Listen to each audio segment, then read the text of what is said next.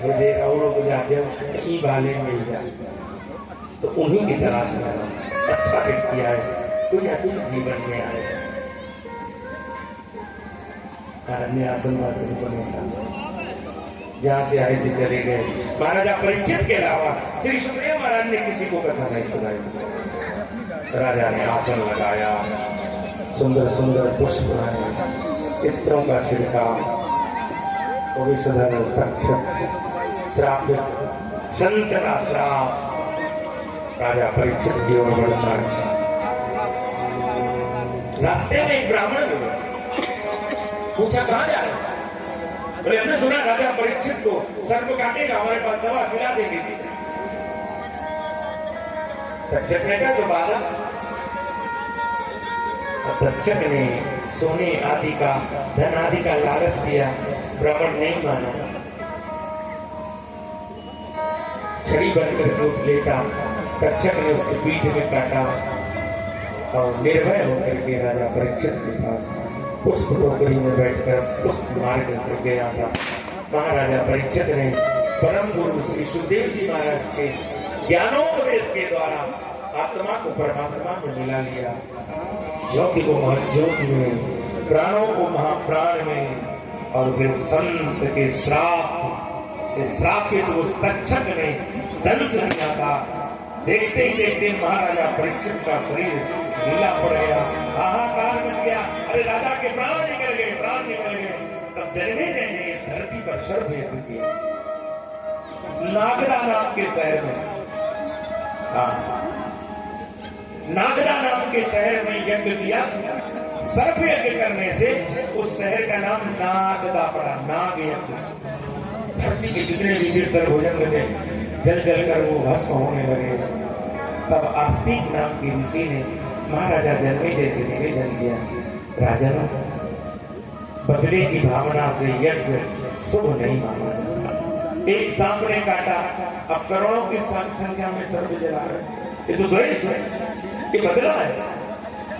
और राजा ने फिर आस्तिक ऋषि के कहने पर यज्ञ को बंद किया, और तभी से नागों का जो जाति है, जो सर्व जाति है, वो आस्तिक ऋषि का उपकार मानती है।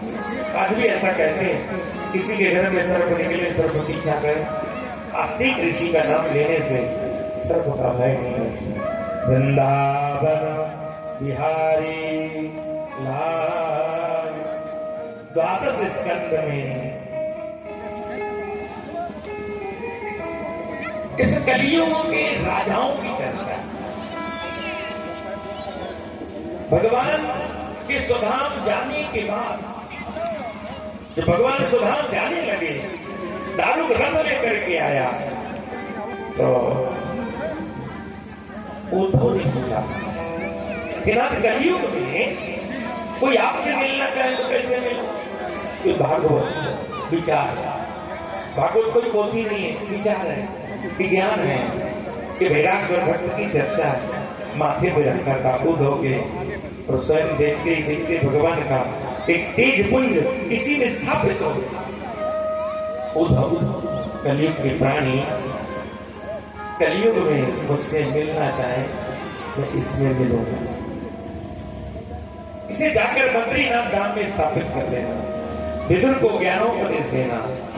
इस तरह से उद्धव जी भागवत जी को लेकर के और बद्रिकाश्रम पधारे। कलियुग में कोई भगवत प्राप्ति के साधन पाना चाहे उसे भागवत सुनना चाहिए। संसार के समस्त कर्मों से निवृत्त होकर के जब तक तीर्थ ज्ञादिक श्राद्ध करने के बाद उसे भागवत ग्रंथ का अवलोकन करना चाहिए। आप तो टाइम में पढ़ सकते हो, ऐसा कोई जरूरी नहीं है, पर आपको लगे कि मुझे किसी विद्वान महापुरुष संत सुजान से कथा सुननी है तो फिर वक्ता का चयन करना चाहिए। ऐसा वक्ता लाओ जो आपकी जिज्ञासाओं का समन कर सके। भगवत प्राप्ति के लिए धर्म संदेशों क्षमा आदि ये लक्षण है, दान हुई उसी का एक अंग है। कलियुग में सबसे बड़ी दान की महिमा है, एन विधि ने दान करे कल्याण।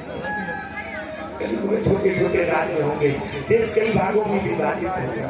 वो राजा होंगे जिनके पास न विचार है, न ज्ञान है, न नीति है, न नियम, अपने लिए जनता का शोषण करेंगे। तो गुणों में विभाजित छोटे छोटे राजा होंगे, मतिमंद गंवार लोग, चतुराई से वो हम सब पर शासन करेंगे।